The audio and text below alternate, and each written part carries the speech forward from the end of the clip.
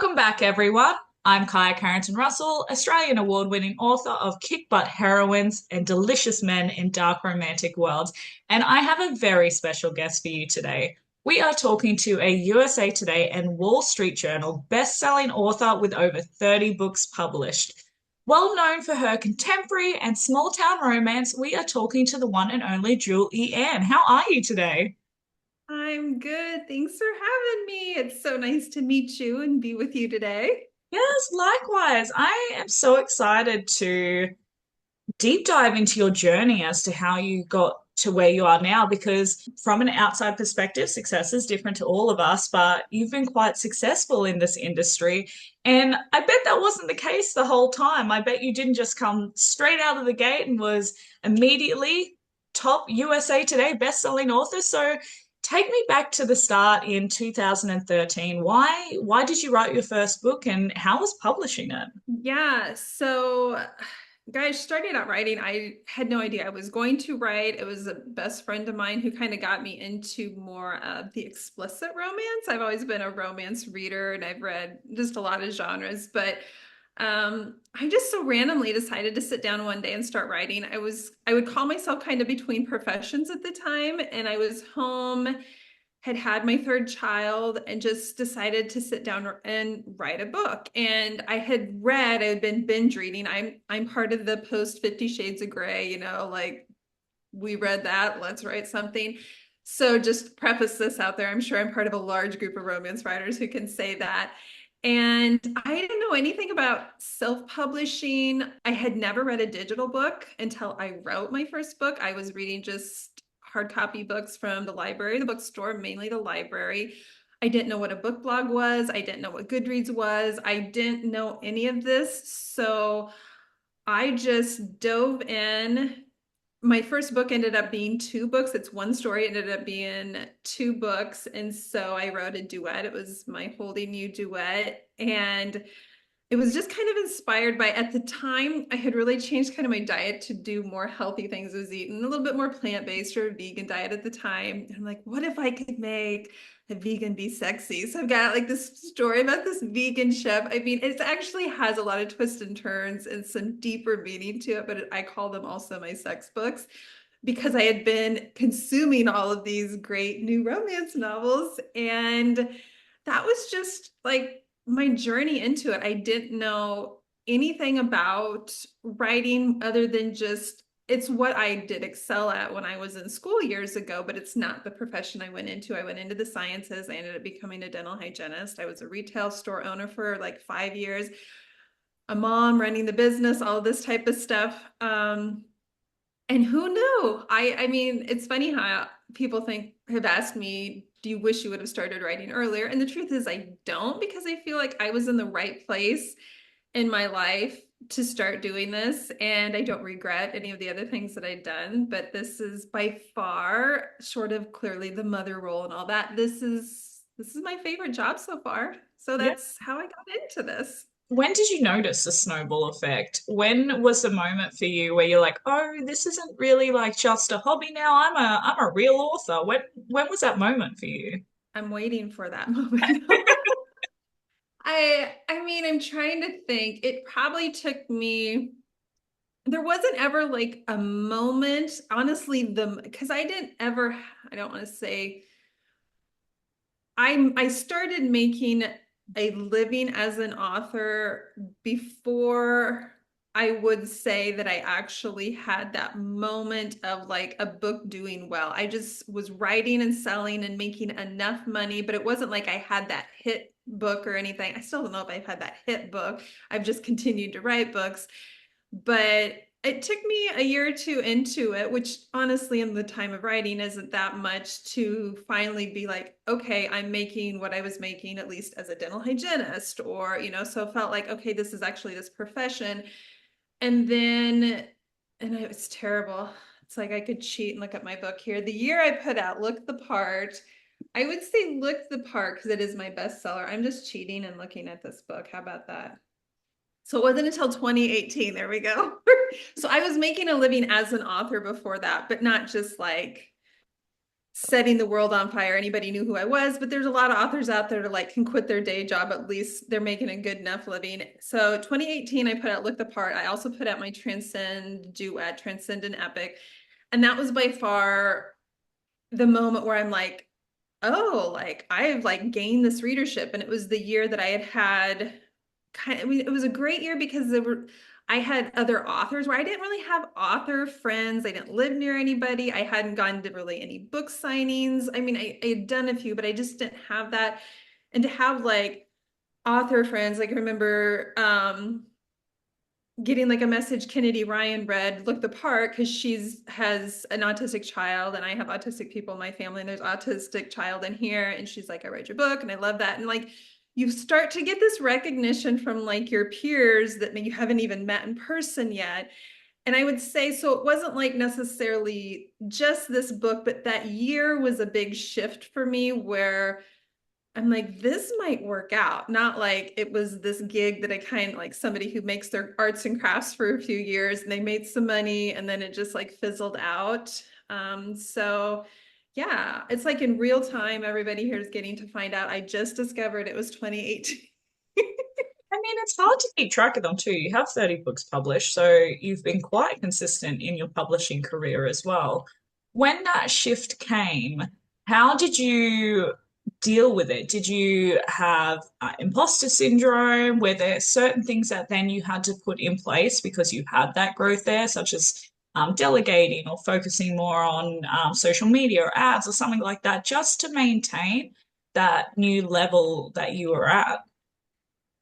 Yeah, I mean, absolutely. And I think, I mean, the imposter syndrome, I don't think it ever totally goes away. I think you just have good days and bad days. Like you have good days where, and I don't know if you ever have this, where somebody will post something like a quote of yours, and you have this moment, you're like, did I say that? Like you, it's a pride moment that you're like, well, that was really good of me. Like you don't think it's yours. And that's when you really feel the imposter syndrome because it's flattering because you're like, that was a really great quote or something like that. So I still have that, but I will say, and it probably honestly, I'm like thinking back to 2018.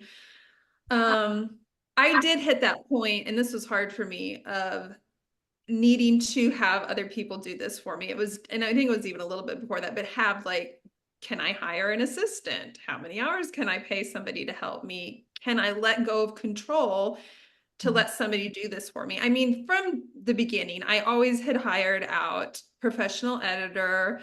I had hired out professional people to do my book covers. So I always made those two big investments. But as far as like doing my newsletter, doing anything online, having anybody do anything else for me, PR, any of that, it wasn't until honestly probably that 2017, 2018 that I started to bring help in. And yeah, I mean, it is this snowball effect where you have that push and pull of even this is what I need, but can I afford it? And I feel like 2018 was a point where I was like, this is what I need and I can afford it. And that is a great feeling too, where that's another part of this. I don't want to say like you've arrived, but just this like I'm legit. Like I actually have like a team and I pay them and I can pay them. And the feeling of knowing like I'm going to put this book out. You always have some books, as you know, like that feeling like some books do better than others. And you can't always predict that, but you don't feel like you're going to necessarily have a complete bomb. Like I can't say that I've ever had a book that failed, meaning I lost money on some book. I've never lost money on a book, and I've heard of authors who have had that. So that is something that can happen. So I feel incredibly grateful in my life to have made it that far. But yeah, the help part is hard. Like if you're, and I'm not a control freak, I'm a control something. We won't go to the freak part, but it's hard to give up control. It really is. But doing it is so liberating too, because now I can write. Like my assistant Jen is amazing. I say that she's what runs everything. I have a great publicist and agent, and it all works now. And now I can't imagine if I didn't have them, I would just have to quit. And It's like given up too much. I don't even know what they do for the most part. I'm like, they make magic happen, and it's wonderful. so I'm sure you probably had to trial and error quite a few people to get to the ideal team that you're at now. I think that's the scariest thing about delegation is like at the start, you may have a small kitty that you're like, okay, I can allocate this to somebody, but who is the right person? How do I find this person? What advice would you have for those who are watching if they are just starting out, whether it be 5 hours a week or something like that, where they should find that right person to invest that money into? Yeah, I mean, as far as like one of the top things to do is I think as soon as you can hire somebody, even if it's a part-time PA, and honestly, I don't even know where to find that. It's so funny. I found my PA through Penny Reed had worked with Jen on, she wasn't Jen wasn't her PA, but I think she'd worked with her stuff, and Penny Reed kind of put out there, hey, I know this person, she's looking to do PA stuff. And I was just like, well, I'm going to check with her. So I know a lot of PR companies offer PA services, but I feel like as soon as you can get to the point where you have somebody, even if it isn't a ton of hours, but just like the newsletter thing was a big deal for me. Like I was so thrilled to hand over my newsletter, and I'm in there, I'm adding content, I do vlogs, I do YouTube stuff, but Jen's putting all of that together for me. Jen's helping, like back when they called them street teams, years ago, but kind of helping organize, get arcs sent out. Can you do your own graphics? I mean, this is a time thing too. A lot of authors I did for a while go on either you're great on like Photoshop or you can go on to Canva, but this is where you have to gauge your time. For me, it's like choose the thing that sucks the most time from you and away from your writing and hand that over to somebody. And that's what I just kind of did. It was like a slow process. Wasn't like I hire everybody all at once. I mean, because you can't afford it, but that's where I would give somebody the advice to like, what do you hate doing the most? Because usually we love writing. It's all the other stuff that we don't like. And if you can hand that off or even just part of it off to somebody, do it. And like for me, like I said, it was the newsletter. I was eventually able to hand over some of my social media stuff. Like I do my posting on like Instagram and TikTok and all that. I still do all of that. Not all authors do, but I still do that. I have my assistant does do a lot with my main Facebook page, especially when you're just putting up like generic graphics and things like that. She'll do that.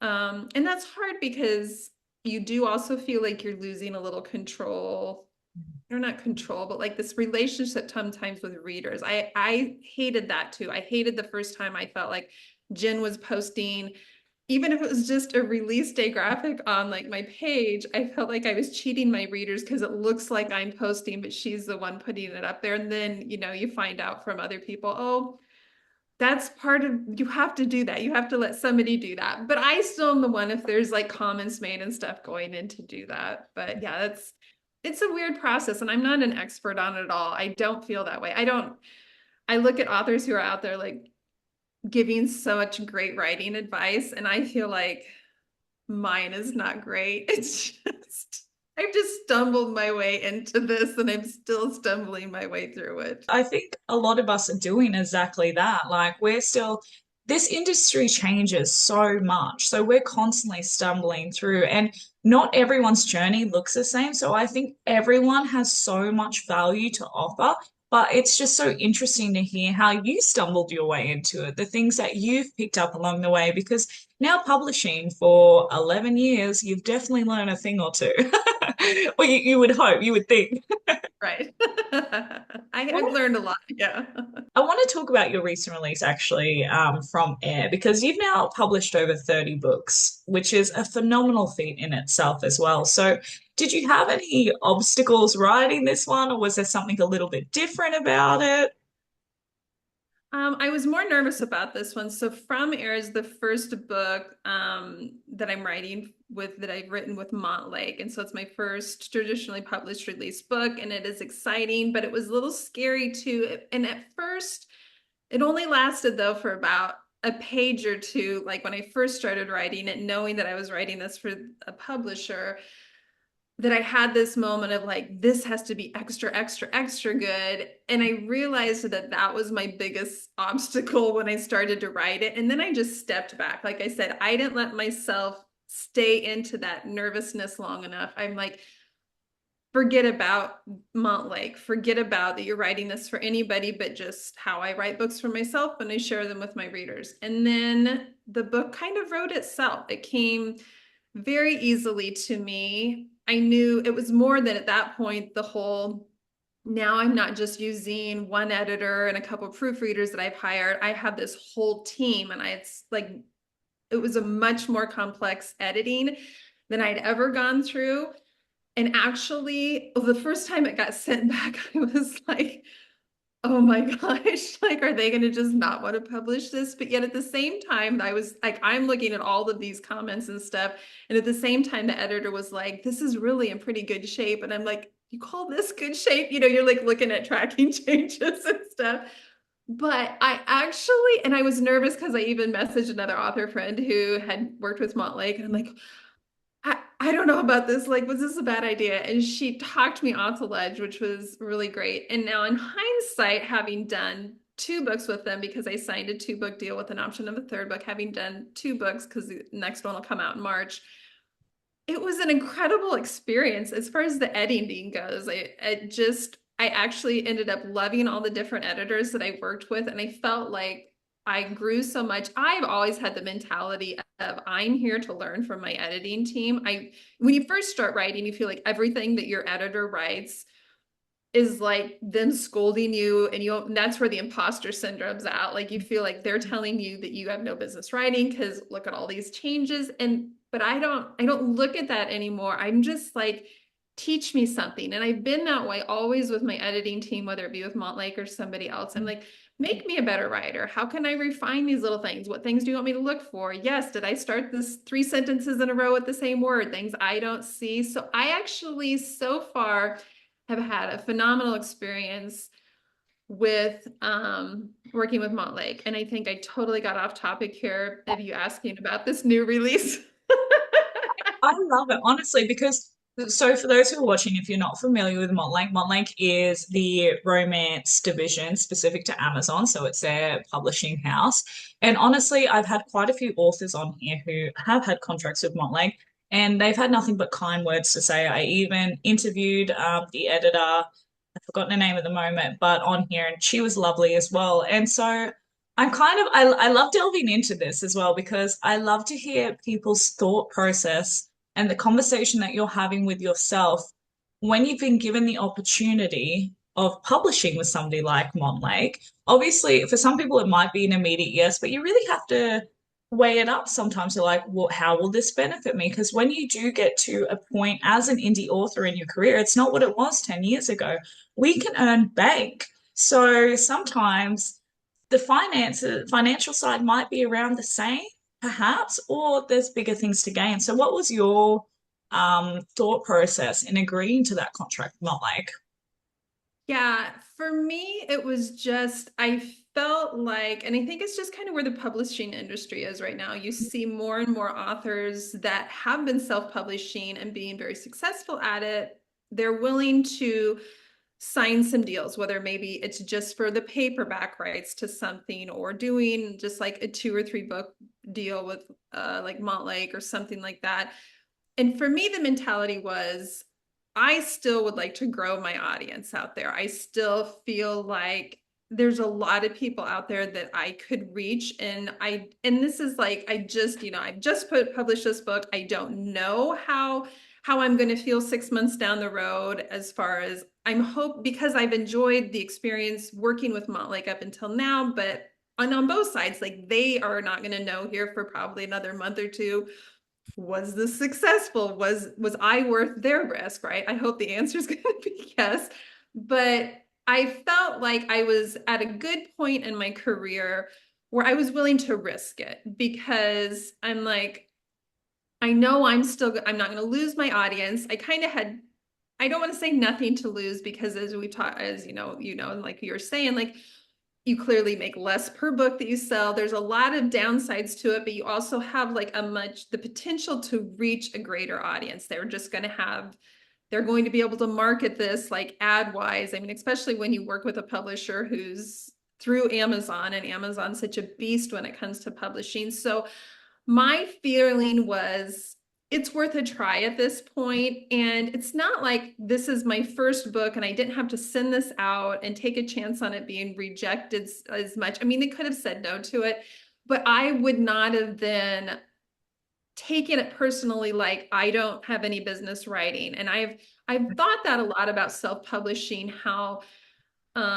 amazing it is when you think of how many authors are out there writing and they're successful and they have these readers that love their stories, but that probably never would have had this opportunity to publish their books because they probably would have been rejected by getting an agent, querying an agent, to publishing houses, because these large publishing houses have been the sole gatekeepers to reaching the community for the most part for years, which is sad because think of how many amazing writers there are out there and how many of us who have been reading indie books for years, are like, can't imagine not having these books, and how you can read something by a trad publisher who's from somebody who's never been an indie one and you expect it to be so much better.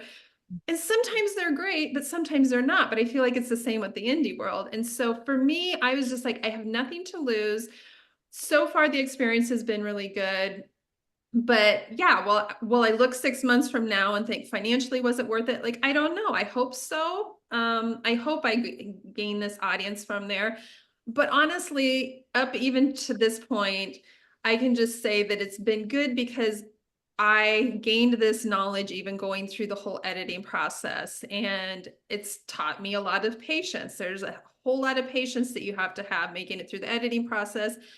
Right. I mean, I have this book out that I wrote like over a year ago, so there's also that like weird feeling. And even when they send out copies to NetGalley, the nervousness of, oh, are you sending them out too early? Are readers gonna like not remember it? So, but the timing was good. The timing was really good. So, and I'm learning that you have to take bigger risks in your career. I do feel that way. I mean, whether it be like putting yourself out there on social media, doing TikTok, whatever, you have to step out of your comfort zone. You have to be willing to take risks. I've said that about ads to everything. Like, if you don't take risks, you're probably not going to grow your business, short of just the lottery situation of having somebody grab your book. Think of years ago, like Colleen Hoover finding very early success, and not that she doesn't deserve all the success that she's gotten, but there was some luck that goes into it. And I still to this day believe there's a lot of luck that goes into writing. And I worry that you're going to have different authors who are writing a book or two, and if it doesn't just somehow take off, that they're going to think that they shouldn't continue to write. It's like, you just have to, if you love this, continue to do it. Eventually it'll grow, maybe slow, but we mean on like TikTok and stuff, like every post is a lottery ticket. You always have a chance of something going viral, somebody picking it up. And right now, knock on wood, it's still free to go on there and do that. So yeah, I mean, it's such a process, but I'm excited about this book. I'm excited about the opportunity, and it's, you got to keep trying new things. And this is something that's definitely been new for me. I'm so excited that you've had this experience. And I love the fact that you make a point that we do have to take risks. We do have to go out of our comfort zone. Sometimes, it's a bit of a flop and we learn a lesson, and other times there's a great reward to be achieved. I'm kind of curious, what do you think your biggest risk has been so far in your career? What was the thing that was like, oh, am I really going to do this? And then it either paid off or it didn't, but you learn a lesson. Yeah, I mean, I haven't probably had any huge risk in my career. They've been what seemed to be big at me. And there's silly little things like the first time that I paid a significant amount of money for the rights to a photo, like when we were putting men on all the covers and you decided you didn't just want stock photos. And so you're going to this photographer and we're talking like we'll just broadly say over $1,000, enough word for the rights to use this photo. And then that's not the cover, that's just the photo. And that's not, so there's like little moments, like I said, I haven't had anything just such a big risk, but they've just been more the financial risk. The first time that you decide you're going to run ads or you're going to stick, and I'm not a high gambler with ads, but so for me, putting any money into ads has been a bit of a gamble and made me nervous. But I haven't had anything just incredibly scary. I mean, I think it can be scary for newer authors the first time you decide you're going to invest in going to a book signing. Yeah. You've got airfare, you've got the table fee, and And I think that's something I've always tried to, like, if anybody's asked me about it, I'm like, you can never go into this assuming this is any more than just an advertising expense. This is not, if you're lucky, you can maybe come out of this making money, but never go into it. Like showing up to a signing is an advertising expense. It isn't like, look at all the money I made. Because once you start taking hotel and airfare and everything out of that, damaged books showing up.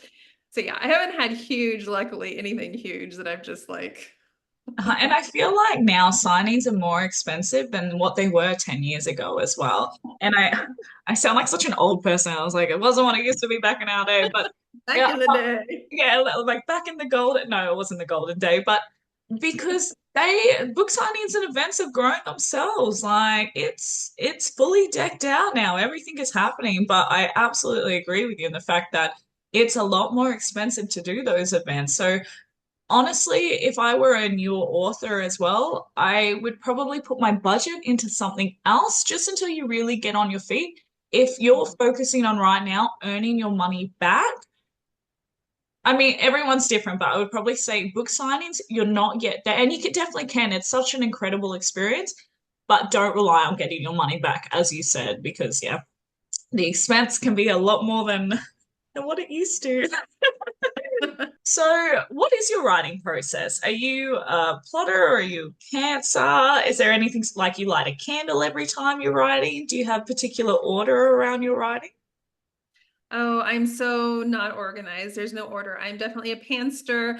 I get an idea and I just grab the basics. Like I pull names out of a hat. Not really, not actually, but I have a friend I actually message. I'm like, I got these characters, give them some names for me. I decide whether it's going to be a fictional town or a real town. Like I take the bare bones basics of what I need to do. And I know the premise a little bit of the story, but we're talking like a premise that I can give you in one sentence or two. There's nothing overly specific. I don't know the ending. I don't always even know the plot twist, which is probably wild, but and then I just sit down and write. I sometimes I listen to music before I write, sometimes I listen while I write, sometimes I need it quiet. Um I write all over the place. As far as in my house, I have a walking pad and a standing desk and a sit down desk. And sometimes I'm downstairs on the sofa. And sometimes in the summertime, I'm outside in a lounge chair. So there's nothing about me that is like I could never do real, I think I tried to do like a day in the life type video, but one day in the life of me is not every day. It's literally one day in my life. It's not, it doesn't show, I like, other than like walking my dog and probably what I have for breakfast, I've seen like I love watching Candy Steiner videos because it's like she's got such a brilliant process and she's got journals that she writes in. And I'm just like, oh my gosh, I'm like looking for a piece of paper and a pen. So I'm very much not organized. That's why I'm thrilled to have a great team around me and let them be organized. They make me look better in every way than what I actually am. I appreciate the honesty. I mean, I feel like you'd still be orderly to a degree. But how do you sort of manage then your time? Do you, when you're writing, you're only writing, or you're spending 6 hours writing and then 4 hours on admin and social media? Where do you find your sort of if you have balance, where do you find your balance? It just has to find itself. Like I wish I could say that I write between this hour and this hour, and then I set aside this amount of time for social media, and then I set aside this amount of time for stuff, but that would be a lie. And we're being truthful on here. Sometimes I get up early in the morning and because I just happen to be up and I'm like, oh, the house is kind of quiet. So I'm going to sit there and write. And then when it's not quiet around my house, and I don't even have young kids, like I only have one child left at my house and he's 16.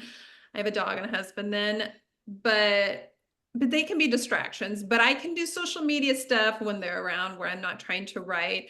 Sometimes I write in the afternoons. Sometimes I write in the evenings. Like there's no set time. I don't have 5 days a week. I work 7 days a week doing something, but I do not have that organized time. I dream of it. I've told myself when my youngest is officially done with school, and I don't know, like every time I think I'm gonna have this organized thing go on, I mean, you can have like it's always somebody messaging me, like my assistant messaging me, or I have a publicist that messages me, or I have like people running helping me run ads, like people are messaging me and I'm checking with emails, or my mom's calling me. I don't have that. Like I just make it work somehow. I bet nobody else is giving you that answer. I know, but it's What is she doing exactly? this conversation needs to be had more because so many authors, you would be shocked. So many authors are like this. Honestly, when I get the golden child that comes on here and says, so I do this and this from this time and this, I'm like, you bitch. Because we all admire it. We all wish that we had that. But also on the plus side, it's really cool that we've put ourselves in a position and in a career that it can work for us, that we can have those personal situations happen. So I don't think that necessarily being orderly works for everyone because at the end of the day, it doesn't. And I think people really need to normalize that. And yet, for some reason, even though we accept that about ourselves, we're still envious of those who seem more. I feel like we just look at everyone else thinking they all have it together, but it's not necessarily the truth. I do want to mention, though, 7 days a week. Not an uncommon story for a lot of authors on here. So, how do you deal with the big burnout? Because a lot of us get hit by it hard. So, what are things that you put in place, or have you experienced burnout? Yeah, it's funny because a lot of people talk about writer's block, and I rarely have writer's block.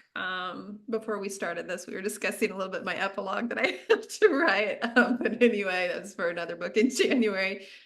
But that's my hang up. Oftentimes, if it does happen, I wouldn't call it writer's block. I would just call it almost, it's the burnout where I almost feel like I'm crawling out of my skin, meaning I don't, and it's not the writing. Like when I burn out completely, as in I start to resent going on social media. I start to resent anything. I don't even want to read another book. It's not even like, oh, I just want to have this time to sit down and read. Like I want to turn on some television show and close the blinds. And it's just, and honestly, I rarely have that happen to me.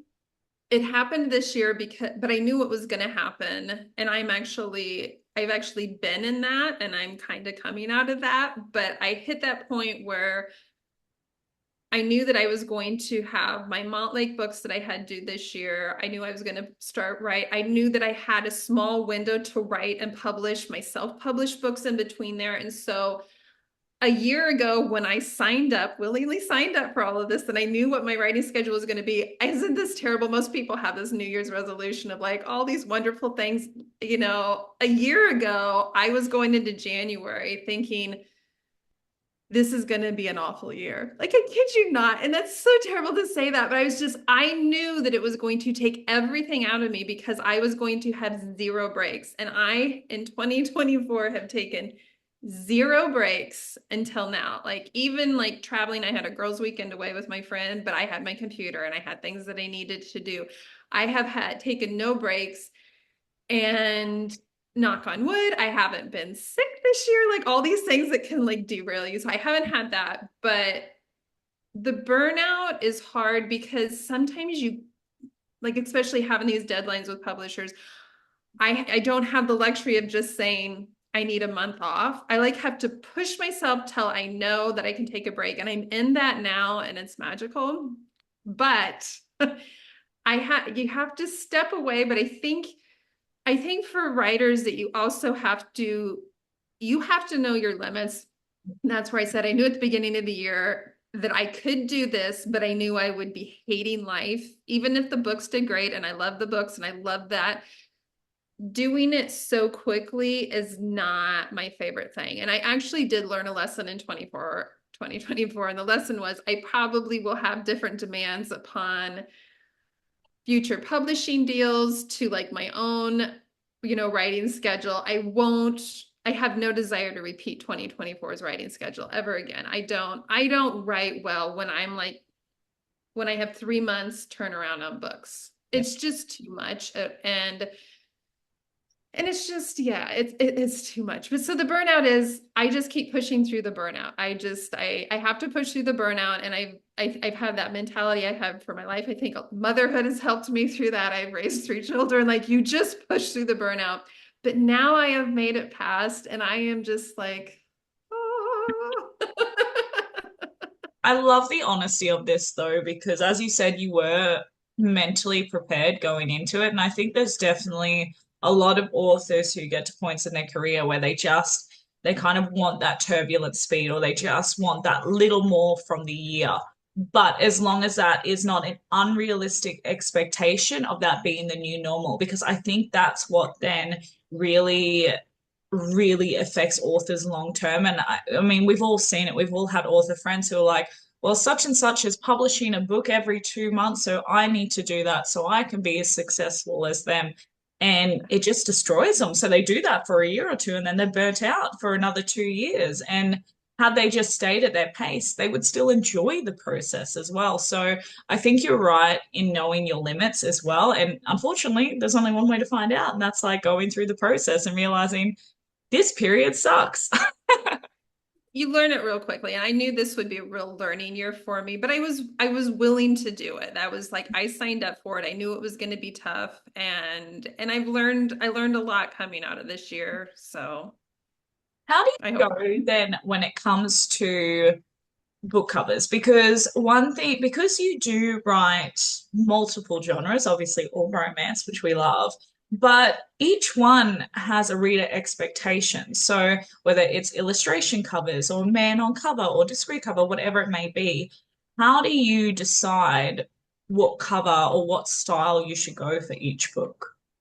I'm still trying to figure that out, honestly. I mean, covers, you ask me that, and I'll just usually give somebody an eye roll um, because it's not just about choosing the cover. It's when you start getting a backlist and you're like, well, yeah, I've got this cover, but now I'm recovering my backlist because now the trend has changed, or now we need to, like, yeah, for these past few releases, not counting the Mont Lake book here, but I'm putting out two covers. I have a discrete cover and a cover with people on them, and some people like the illustrated and some people don't. And I have learned that you are not going to please everybody. If you can have more than one cover to offer people, do I think that right now, is that probably helpful? Yes. Otherwise, I don't even know anymore, honestly. Like, there's it because the whole, like, what does well on KU versus what markets well on TikTok, versus if you have your books wide and you're putting them on Apple and Kobo, versus if you have your own store, your website.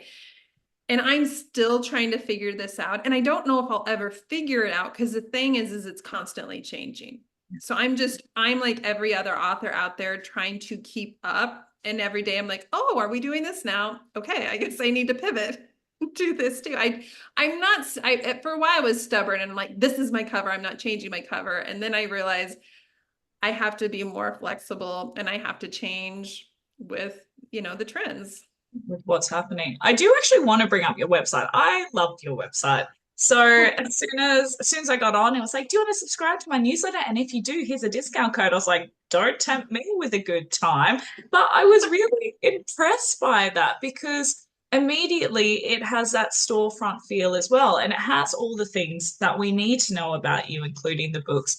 And then you also sell the books in bundles and such as well, which I thought was really clever. So I want to sort of discuss that with you a little bit because I think we need to kind of, as best as we can, normalize us getting money directly as well. So is that why you decided to do that predominantly?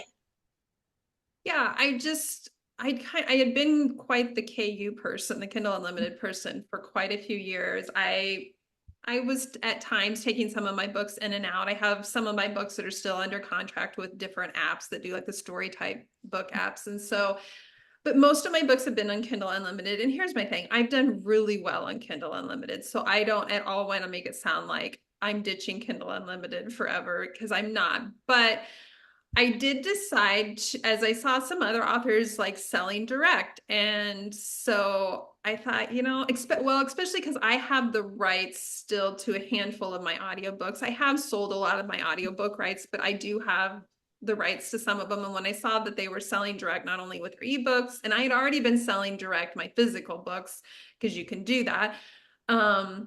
I thought, well, then I'm going to pull a few more of my books out of Kindle Unlimited, some of my backlist ones that we can put into different bundles. I don't have a lot of long series. So I literally just started doing this direct ebook bundle sales, audiobook sales, set up a Shopify store like back in August. So I haven't been doing it all that long. And so also you have to be in it to do well, meaning you better be ready to start running Facebook ads, because that's how really about the only way people are going to know. So I ended up trying this and it's going okay. It's not booming as much as I wanted, because I also made the mistake of jumping into doing heavy ads going into an election and the holidays. So I wouldn't really recommend that for the average person. Those aren't the best times to try to be competing for ads.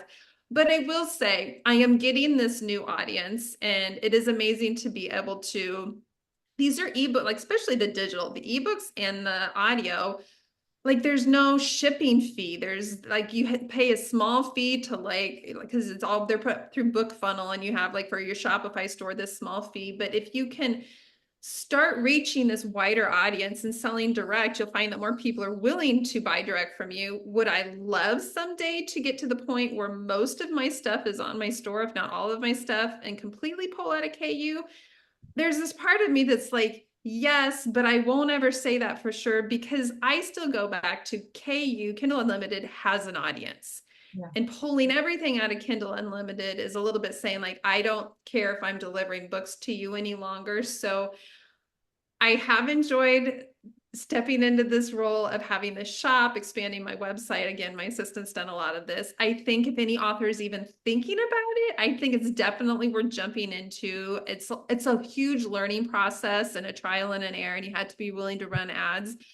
But if you have the rights to some of your stuff and you're willing to pull out a KU, or you have some audiobooks, yeah, like put up a website and start selling stuff. And I've noticed a lot of other authors have also, we've started like supporting each other. Like, hey, I sell direct for some of my things, but so do these other authors. Because that's part of what I love about this community is authors are, at least I haven't encountered authors that are overly competitive. Like we're there for each other. And I love that. So to confirm, you use Shopify and then do you email them through BookFunnel, or is that automatically you automatically connect that, or is it kind of like a Yeah, two-part? it's all connected. BookFunnel is connected. So I don't have to do, like once it's set up, they take payment. It's like all these are delivered. The only time I have to do anything is if somebody orders a physical book. No. But even that, it's just like I'm pressing a few buttons and like I'm getting a shipping discount through using Shopify. And I'm just printing off my label, signing, shipping those out. But all the digital stuff, once you get it set up and connected, I know, like once it's set up and connected, it just happens. Like you get a notification that you sold a book, a bundle or whatever, but I don't have to do anything. It's just like, That's the and most I don't heavily want to downplay this. Getting ads to work well is a lot of work. that I can work with that just all sounded so heavenly to me. I was like, oh, automated. Like You need I to do it. can't. Because the less we do, the better, because we're already doing so much. Yeah, and you can do it around the world then. You're not like worrying about this long shipping things. I mean, yeah, you have to deal sometimes with different taxes or whatever. You have to but even Shopify now is starting to handle like the fees for like selling to different countries. Look into it. That's my tip. That's what I'm gonna take from this. I'm just like, oh, this is great for me. I'm gonna check this out afterwards. What have you found has been your greatest challenge and your greatest accomplishment so far in your writing career? The greatest challenge by far is always the marketing for me, whether it just be online stuff that doesn't come naturally to me. I don't like to toot my horn naturally. Social media and all that, I really had to put myself out there. Again, I told you like with ads, I'm not a gambler. So marketing is probably been the biggest challenge for me. The biggest success for me in writing has been the writing. I think it's such a great feeling. I think all authors can relate to this when you have somebody who's like, I love your books. I read one and now I'm reading all of them. Or you make me want to start reading books again. I don't like to read, but I like your books. Like there's these little things that are this validation when you talk about like this imposter syndrome where you're like, okay, no, it's a real thing. So the books themselves and just the feeling of, okay, I'm going to keep doing this hopefully for the rest of my life. That's been the success. Yes, I love that. I have what's called speed dating with an author. So it's basically 5 rapid questions. Are you ready? We'll see how many I get answered. Okay, go for But it. yes, I believe.